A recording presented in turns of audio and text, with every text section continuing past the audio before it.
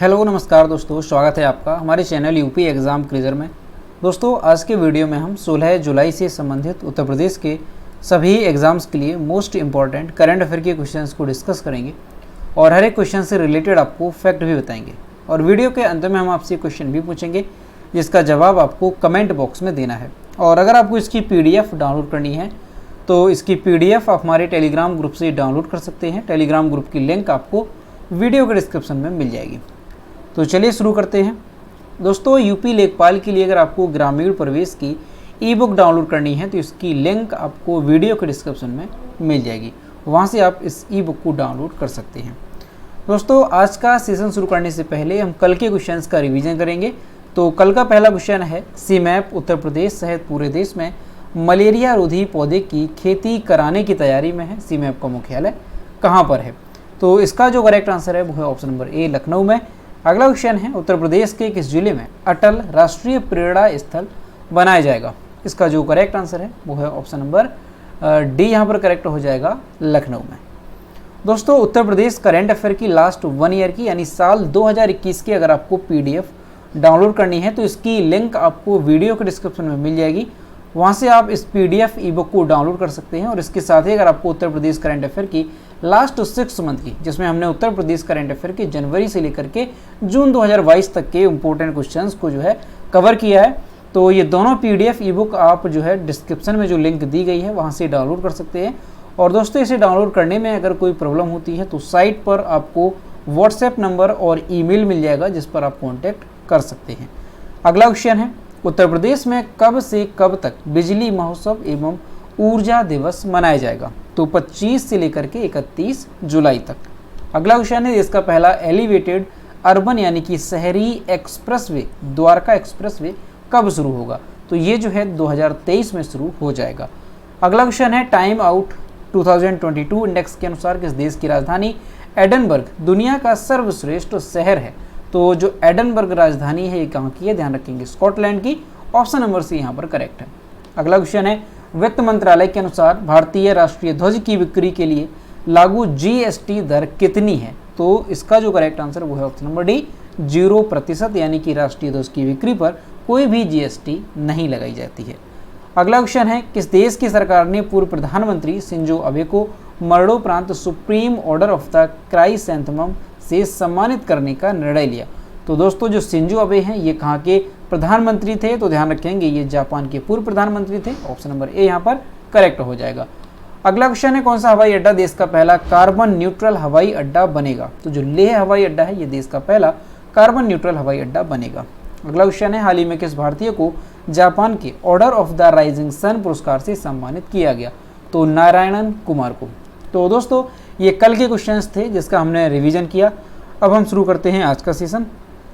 आज का पहला क्वेश्चन है, उत्तर प्रदेश एथलेटिक्स एसोसिएशन की ओर से जारी जेवलिन प्रतियोगिताओं के कैलेंडर में अंडर 23 आयु वर्ग की महिला पुरुष जेवलिन प्रतियोगिता जो है ये 7 अगस्त को आयोजित होगी, लेकिन ये जो प्रतियोगिता ये कहाँ पर आयोजित होगी?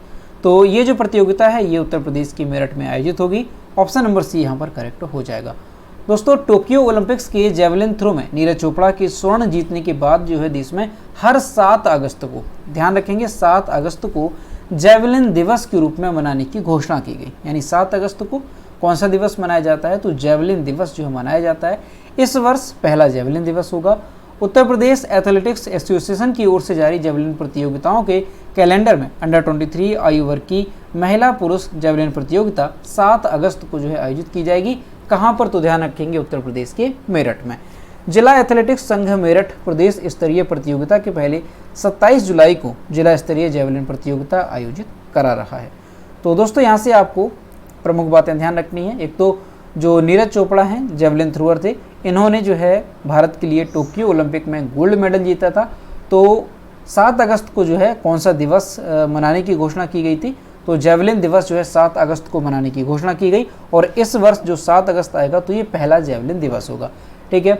अब दोस्तों जो जेवलिन प्रतियोगिताओं का कैलेंडर है 2022 है, अंडर 23 आयु वर्ग की महिला पुरुष जेवलिन प्रतियोगिता उत्तर प्रदेश की, तो ये जो है कहाँ पर आयोजित कराई जाएगी? तो 7 अगस्त को ये आयोजित होगी और कहाँ पर? तो मेरठ में ये आयोजित होगी। और दोस्तों यहाँ से ध्यान रखेंगे कि ये जो प्रतियोगिता है, जो अंडर 23 आयु वर्ग की महिला पुरुष जेवलिन प्रतियोगिता, ये प्रदेश स्तर की प्रतियोगिता होगी।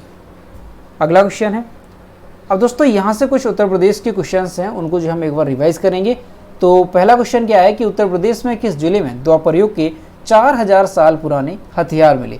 तो अभी आपको बताया था कुछ दिन पहले, इसका आंसर हो जाएगा आपका मैनपुरी। मैनपुरी में जो है ये द्वापर युग के हथियार पाए गए हैं। अगला क्वेश्चन है, उत्तर प्रदेश में कहाँ पर मंदिरों का संग्रहालय बनाया जा रहा है? तो दोस्तों ये अयोध्या है, अयोध्या में मंदिरों का संग्रहालय बनाया जा रहा है।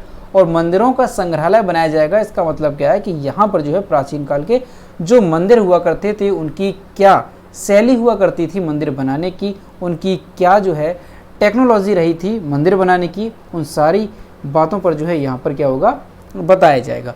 अगला क्वेश्चन है, उत्तर भारत का सबसे बड़ा मॉल कहाँ पर खुला? तो ये आपको याद होगा, अभी बताया था हमने लखनऊ में, 2 या 3 दिन पहले आपको बताया था कि जो लुलु मॉल है ये जो है लखनऊ में खोला गया है, जो कि उत्तर भारत का सबसे बड़ा मॉल है। अगर पूछ लिया जाए कि उत्तर प्रदेश का सबसे बड़ा मॉल कौन सा है, तो यही हो जाएगा आपका लुलु अंतर्राष्ट्रीय जो है मॉल। अगला क्वेश्चन है कि भारत का पहला अमृत सरोवर कहाँ पर स्थापित हुआ?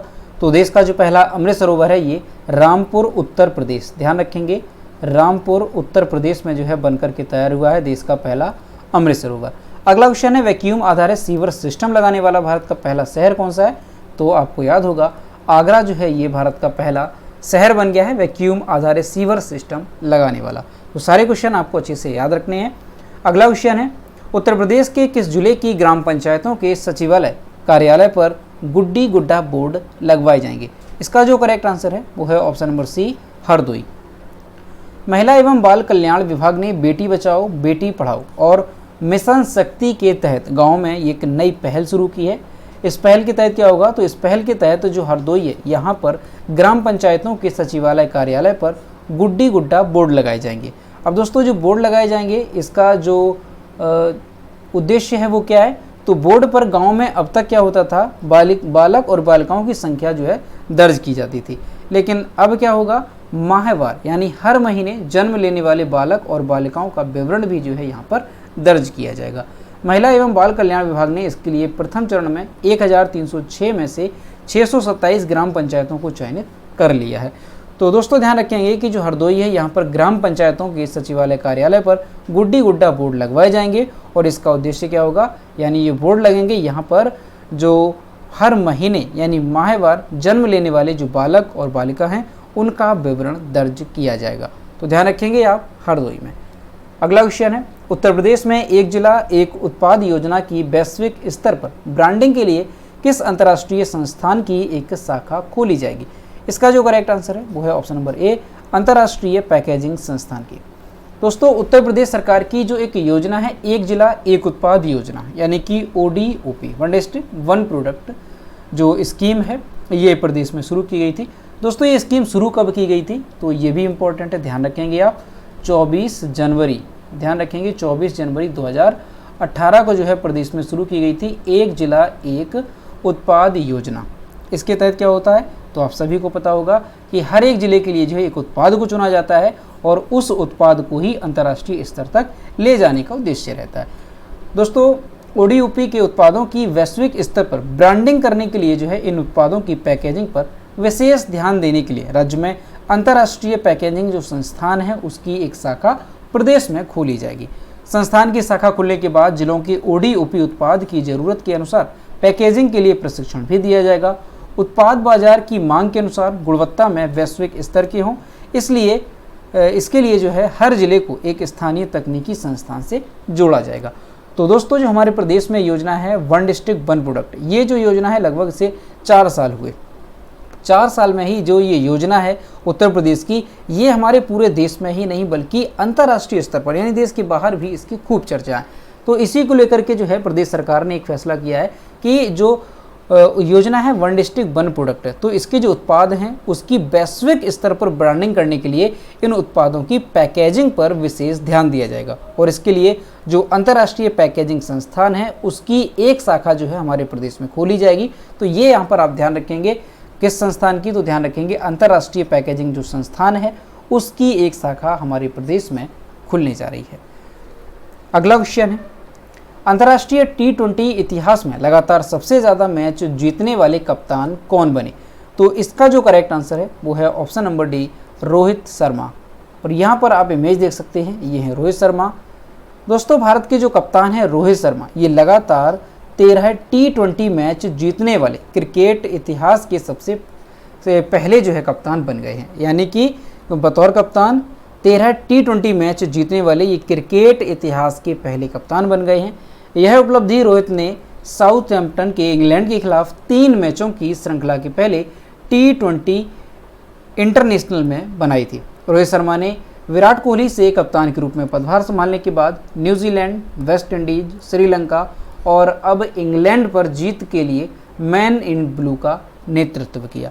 तो दोस्तों ध्यान रखेंगे, मोस्ट इम्पॉर्टेंट ये क्वेश्चन रहेगा कि जो रोहित शर्मा हैं ये भारतीय कप्तान हैं, तो ये जो है लगातार 13 T20 इंटरनेशनल मैच जीतने वाले क्रिकेट के इतिहास के पहले कप्तान बन गए हैं। यानी कि ध्यान रखेंगे आप, ये ऐसे कप्तान बने हैं जिन्होंने लगातार 13 T20 मैच जीते हैं और ऐसा करने वाले ये पहले कप्तान बन गए हैं। ठीक है, तो इनका नाम काफ़ी इंपॉर्टेंट है, ध्यान रखेंगे रोहित शर्मा। अब दोस्तों जो क्रिकेट से संबंधित कुछ क्वेश्चन है लगातार जो आपको यहाँ पर बताए जा रहे हैं उनको एक बार से रिवाइज करेंगे। तो पहला क्वेश्चन है कि 150 वनडे विकेट लेने वाले भारत के सबसे तेज, यहाँ पर होगा वाले, भारत के सबसे तेज गेंदबाज कौन है? तो आपको याद होगा, आपको कल ही बताया था मोहम्मद शमी। मोहम्मद शमी जो है ये 150 वनडे विकेट लेने वाले भारत के सबसे तेज गेंदबाज बने। यानी कि इन्होंने कितनी वनडे पारियों में जो है 150 विकेट लिए हैं, तो ये भी याद रखेंगे 80 वनडे पारियों में। अगला क्वेश्चन है, पुरुष T20 इंटरनेशनल क्रिकेट में 300 चौके जड़ने वाले पहले एशियाई खिलाड़ी कौन बने?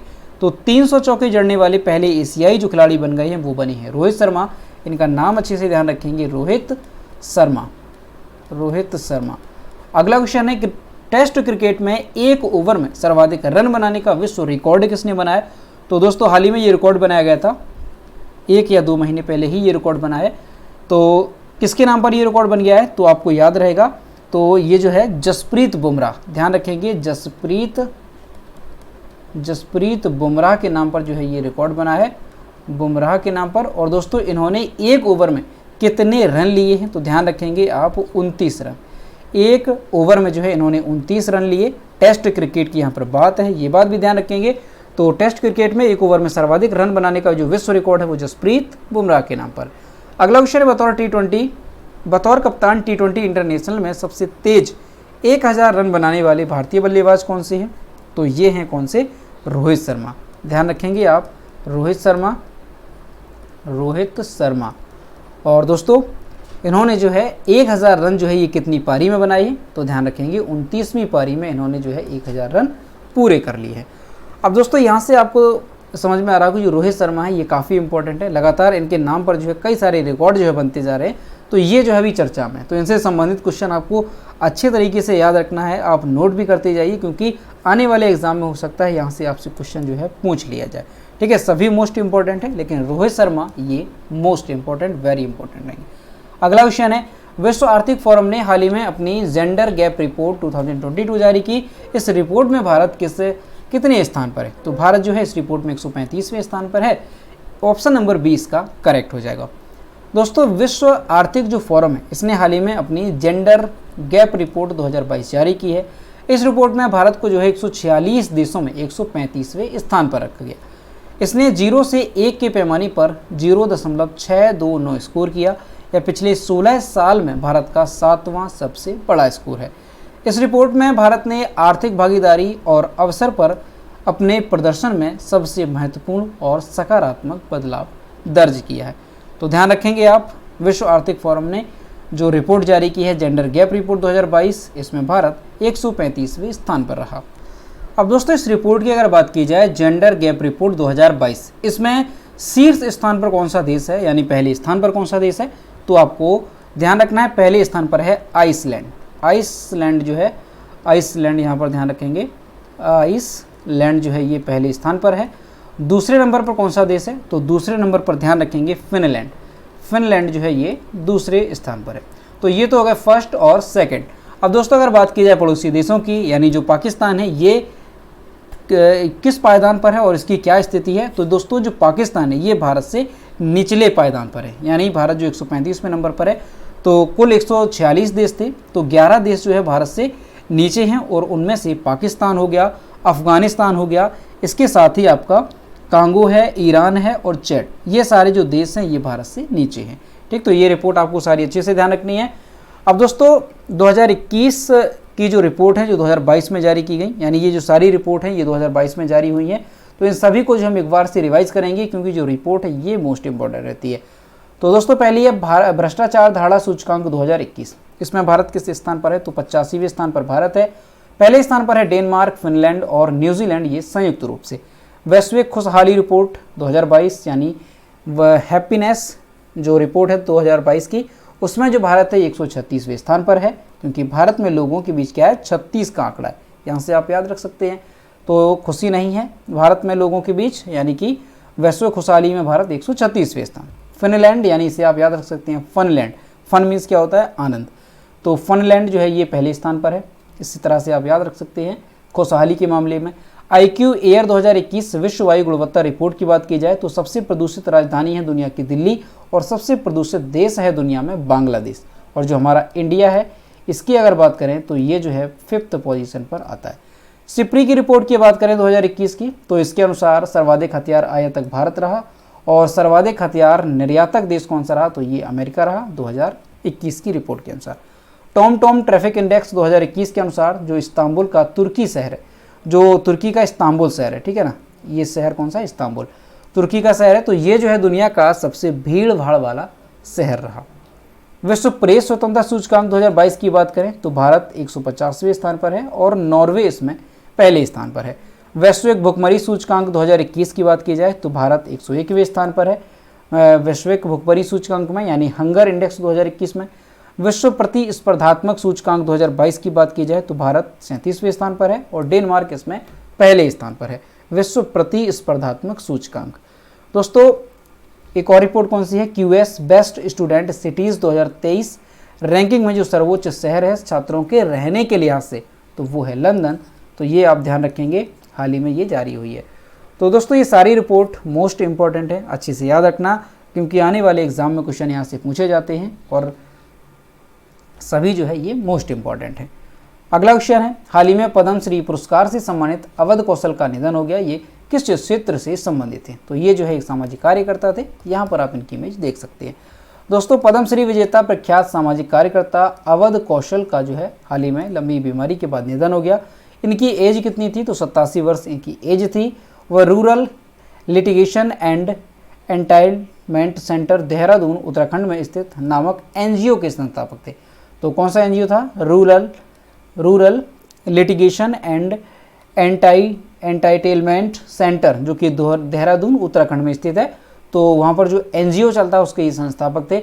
उन्हें मानवाधिकारों और पर्यावरण के संरक्षण के खिलाफ उनकी लड़ाई के लिए जाना जाता है। कौशल जो अवध कौशल ये पूर्व प्रधानमंत्री राजीव गांधी के भी करीबी थे, तो ध्यान रखेंगे आप, ये सामाजिक कार्यकर्ता थे अवध कौशल, हाल ही में इनका निधन हो गया। अगला क्वेश्चन है, हाल ही में किस देश के पूर्व क्रिकेट कप्तान बैरी सिंक्लेयर का निधन हो गया। इसका जो करेक्ट आंसर है वो है ऑप्शन नंबर सी, न्यूजीलैंड। यहाँ पर आप इनकी इमेज देख सकते हैं। न्यूजीलैंड के पूर्व क्रिकेट कप्तान और बल्लेबाज बैरी सिंक्लेयर का 85 वर्ष की आयु में निधन हो गया। पूर्व कप्तान बर्ट सटक्लिफ और जॉन आर रीड के बाद टेस्ट क्रिकेट में 1000 रन बनाने वाले ये तीसरे कीवी बल्लेबाज थे। सिंक्लेयर ने 1963 और 1968 के बीच न्यूजीलैंड के लिए 21 टेस्ट खेले, जिनमें से 29.43 की औसत से इन्होंने 1148 रन बनाए, जिसमें से दक्षिण अफ्रीका, पाकिस्तान और इंग्लैंड के खिलाफ 3 शतक भी शामिल हैं। तो यहाँ से बस आपको यही याद रखना है, आपसे क्वेश्चन पूछा जाएगा कि हाल ही में बैरी सिंक्लेयर का निधन हुआ, ये कौन थे, तो याद रखेंगे ये एक क्रिकेटर थे। पूछ लिया जा सकता है कि ये किस देश के क्रिकेटर थे, तो ध्यान रखेंगे न्यूजीलैंड के ये पूर्व क्रिकेट कप्तान रहे और इनका 85 वर्ष की आयु में निधन हो गया। अगला क्वेश्चन है, किसके द्वारा लिखित पुस्तक द मैकमोहन लाइन का हिमाचल के राज्यपाल राजेंद्र विश्वनाथ ने विमोचन किया। इसका जो करेक्ट आंसर है वो है ऑप्शन नंबर बी, जनरल जे सिंह के द्वारा। हिमाचल प्रदेश के जो राज्यपाल हैं राजेंद्र विश्वनाथ अर्लेकर, उन्होंने हाल ही में the McMahon line a century of discord नामक पुस्तक का विमोचन किया। ये जो पुस्तक है किसके द्वारा लिखित है, तो ध्यान रखेंगे जनरल जे सिंह, जो कि पूर्व सेना अध्यक्ष COAS के थे, सेवानिवृत्त हो चुके हैं, इनके द्वारा ये लिखी गई है। यह किताब भारत चीन सीमा विवाद पर जनरल जे सिंह के अनुभवों और शोध पर आधारित है। मैकमोहन रेखा से संबंधित एक लघु फिल्म भी दिखाई गई, यह उनकी लिखी दूसरी किताब है। अब दोस्तों यहाँ से आपको क्या याद रखना है कि जो पुस्तक है the McMahon line a century of discord, ये किसके द्वारा लिखित है, तो जनरल जे सिंह के द्वारा ये लिखित है। ठीक है, किसने विमोचन किया, तो हिमाचल प्रदेश के राज्यपाल राजेंद्र विश्वनाथ अर्लेकर ने जो है इसका विमोचन किया। अब दोस्तों यहाँ पर एक वर्ड है मैकमोहन लाइन, तो जो मैकमोहन लाइन है ये किन दो देशों के बीच की रेखा है, ये कई बार एग्जाम में पूछा जाता है, तो याद रखेंगे। तो भारत और चीन के बीच की रेखा है मैकमोहन रेखा। और दोस्तों ध्यान रखेंगे एक रेड क्लिफ रेखा है, वो किन देशों के बीच की है, तो भारत और पाकिस्तान के बीच की है। और एक और रेखा है डूरंड रेखा, तो वो किस देशों के बीच की है, तो ध्यान रखेंगे अफगानिस्तान और पाकिस्तान के बीच की है डूरंड रेखा। तो ये तीनों रेखाएं अच्छे से याद रखेंगे। अगला क्वेश्चन है, कौन IT कंपनी ने 110 मिलियन यूरो में डेनमार्क स्थित बेस लाइफ साइंस का अधिग्रहण करेगी। इसका जो करेक्ट आंसर है वो है ऑप्शन नंबर A, इंफोसिस।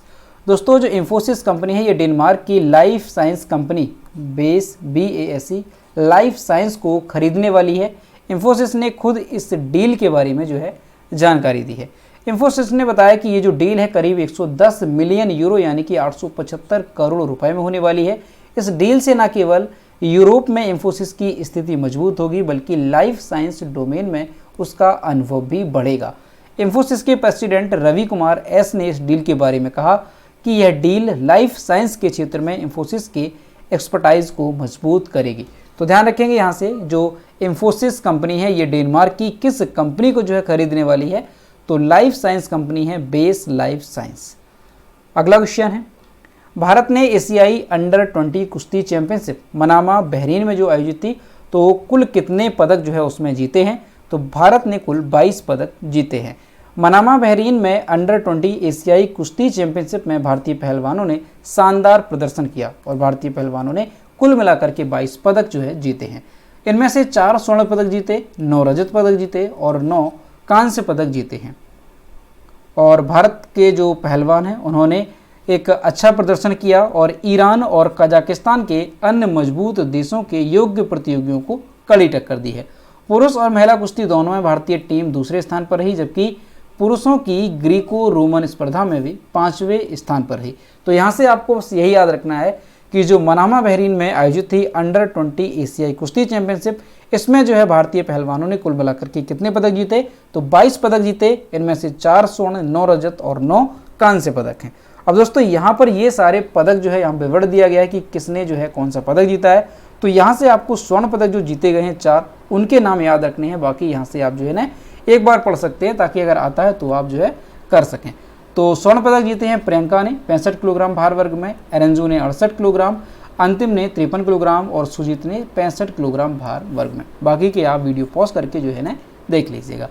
तो दोस्तों ये थे 16 जुलाई से संबंधित उत्तर प्रदेश के सभी एग्जाम्स के लिए मोस्ट इंपॉर्टेंट करंट अफेयर के क्वेश्चन जो कि हमने डिस्कस किए। अब हम देखते हैं कल की वीडियो का क्वेश्चन जो हमने आपसे पूछा था।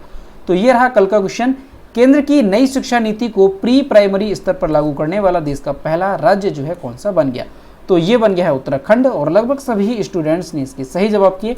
और मैं आपसे हर रोज़ कहता हूँ कि जो भी क्वेश्चन आपसे पूछा जाए तो सभी लोग क्वेश्चन का आंसर जरूर किया करो। तो ये है आज का क्वेश्चन, ICC ODI गेंदबाज रैंकिंग 2022 में नंबर 1 रैंकिंग हासिल करने वाला खिलाड़ी कौन सा है। तो इसका जो भी करेक्ट आंसर है वो आपको कमेंट बॉक्स में बताना है और सभी लोग क्वेश्चन का आंसर जरूर करेंगे। तो दोस्तों आज का वीडियो कैसा लगा, अगर वीडियो पसंद आया है तो वीडियो को लाइक ज़रूर करें, अपने दोस्तों के साथ शेयर करें और अगर अभी तक हमारे चैनल पर नए हैं तो चैनल को सब्सक्राइब करें और बेल आइकन को भी प्रेस करें ताकि सारी वीडियोज़ की नोटिफिकेशन टाइम पर जो है आप तक पहुँचती रहे। तो मिलते हैं नेक्स्ट वीडियो में। Thank you.